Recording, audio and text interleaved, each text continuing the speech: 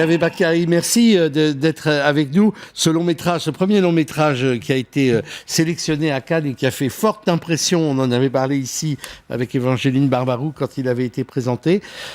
C'est un document où vous prenez alors à bras le corps des problèmes qui intéressent les politiques, c'est-à-dire ces problèmes d'immigration et ces vagues d'immigration qui circulent dans l'Europe, mais vous l'avez fait d'un point fixe comme une sorte d'observateur entomologiste et dans un lieu réel. C'est-à-dire que vous avez fait un film documentaire en vous immergeant dans la condition de ces immigrés qui sont à Athènes, qui ont traversé à leurs risques et périls venant de Turquie, la mer Égée, et qui sont accueillis dans un lieu qui est une sorte de microcosme d'humanité.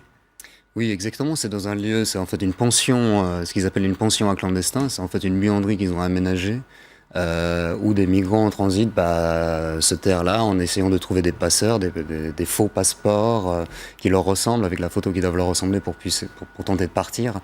Et ce qui était surprenant, c'est de voir qu'en fait, ces lieux à Athènes, il y en avait beaucoup, en souterrain, comme ça. Et donc nous, j'ai passé à peu près une année à suivre un groupe, à manger, à dormir avec eux. Donc vraiment, on suit leur histoire. On regarde la bande-annonce.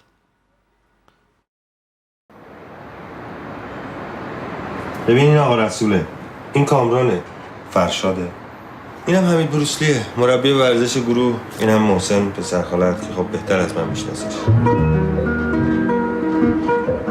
نه بعد از اینکه از ایران زدن بیرون تو ترکیه با هم آشنا میشن یه قاچاقچی پیدا میکنن که اینا رو بفرستن اروپای شمالی و بفرستن آمریکا یه شب میاد سوار قایقشون میکنه از ترکیه و میفرسته ایران و تا از اونجا میفهمن چه کلاه بزرگی سرشون رفته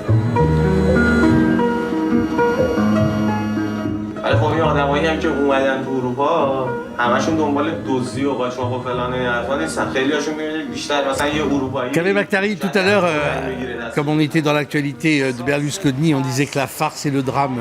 Mais il y a un côté italien dans votre film, je trouve, c'est-à-dire que c'est un thème incroyablement tragique. On est au cœur de la misère humaine, de la tragédie de l'histoire, et en même temps un peu comme dans la comédie sociale du cinéma italien qu'on a tous aimé.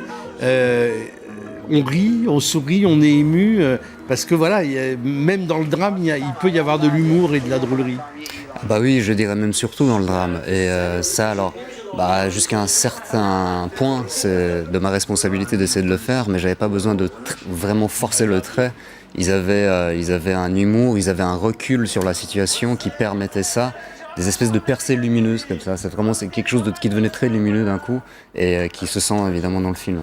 Le fait de faire accepter la caméra, ça n'a pas été un problème ? On la sent très discrète, on la sent... Oui, alors après, eux ils cherchent des passeurs, moi je devais être un passeur pour le spectateur, ça je le savais dès le départ. Donc ça c'était très important. Donc au début, je rentre et voilà, le spectateur sait qu'il rentre avec quelqu'un et c'est moi.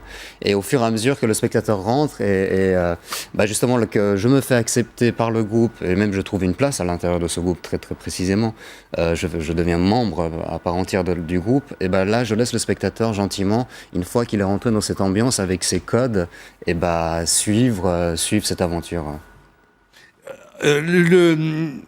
La patte humaine qui est constituée de ces hommes et de ces femmes, beaucoup de ces hommes, on a l'impression que c'est presque une mécanique dans laquelle ils sont pris. C'est-à-dire, ils n'ont pas, contrairement à ce que quelquefois on croit, ils n'ont pas d'illusion.